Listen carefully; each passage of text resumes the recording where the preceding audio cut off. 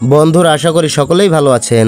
প্রাপ্তবয়স্কদের নতুন পাসপোর্ট করতে কি কি লাগে তা অনেকেরই জানা নেই।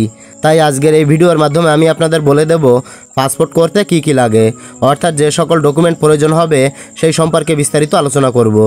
বর্তমানে এমআরপি পাসপোর্ট সেবা চালু নেই, সকল পাসপোর্টই এখন ই পাসপোর্ট হয়। নতুন ই পাসপোর্টের আবেদন অনলাইনে ঘরে বসেই এখন করা যায়। পাসপোর্ট করতে নির্দিষ্ট কিছু কাগজপত্রের প্রয়োজন হয়। এই সকল কাগজপত্র ছাড়া পাসপোর্ট আবেদন করলে সেটা বাতিল হয়ে যেতে পারে। অনলাইনে পাসপোর্ট আবেদন করার পরে কাগজপত্র ঠিক না থাকলে পাসপোর্ট অফিসে যেয়ে কিন্তু বিভিন্ন সমস্যায় পড়তে হয়। বারবার পাসপোর্ট আবেদনের জন্য পাসপোর্ট অফিসে যাওয়া একটা ঝামেলাপূর্ণ বিষয়। এই জন্য আমাদের জানা উচিত পাসপোর্ট আবেদন করার আগে অবশ্যই কোন কোন প্রয়োজনীয় কাগজপত্র লাগবে। সাধারণত জাতীয় পরিচয়পত্র অর্থাৎ ভোটার আইডি কার্ড, ডিজিটাল জন্ম নিবন্ধন দিয়ে আবেদন করতে পারবেন। এগুলো ছাড়াও আরও কিছু ডকুমেন্টের প্রয়োজন হবে, সেগুলো এখন আমি একটা একটা করে দেখিয়ে দিচ্ছি। ওকে, তো আজকের বিষয় আবেদনকারীর বয়স 18 বছর হলে ওই ই পাসপোর্টের জন্য প্রয়োজনীয় ডকুমেন্ট।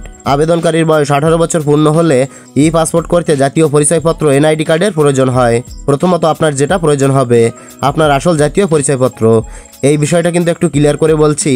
জাতীয় পরিচয়পত্র বলতে আপনাকে যে নির্বাচন অফিস থেকে স্মার্ট কার্ড দেওয়া হয়েছে বা অ্যানালগ কার্ড দেওয়া হয়েছে সেই অরিজিনাল কপি এবং এর ফটোকপি প্রয়োজন হবে আবেদনের ক্ষেত্রে।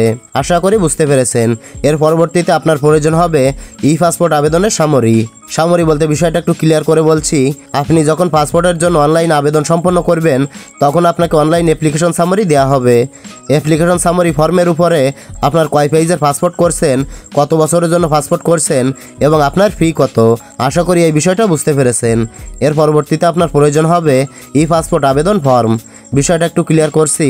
আপনি যে অনলাইনে আবেদন করছেন এবং আপনি অনলাইনে যাবতীয় যে সকল তথ্য দিয়েছেন সেই তথ্য পরিপ্রেক্ষিতে অনলাইন থেকে আপনাকে 3 পেজের একটা ফর্ম দেবে, যে ফর্মে আপনার সম্পূর্ণ ডিটেলস দেওয়া থাকবে। আশা করি এই বিষয়টাও ক্লিয়ার। তারপর আপনার প্রয়োজন হবে নাগরিক সনদ। এই নাগরিক সনদটি আপনারা আপনাদের নিজ ইউনিয়ন পরিষদ থেকে সংগ্রহ করবেন। আশা করছি এই বিষয়টাও বুঝতে পেরেছেন। এরপর আপনার প্রয়োজন হবে পেশাগত সনদের কপি।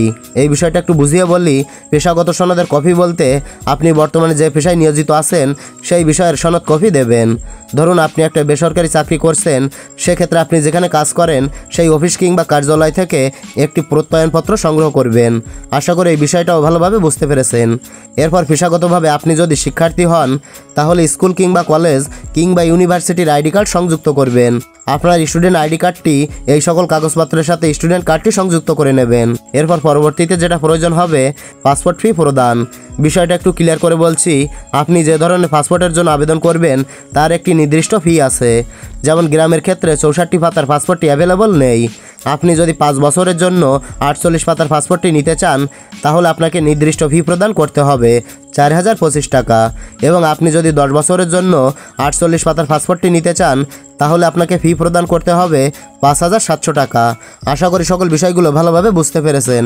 এরপরেও যদি আপনাদের কোথায় বুঝতে সমস্যা হয় তাহলে অবশ্যই কমেন্টে লিখে জানাবেন। আর ভিডিওটি ভালো লাগলে লাইক, কমেন্ট ও শেয়ার করবেন।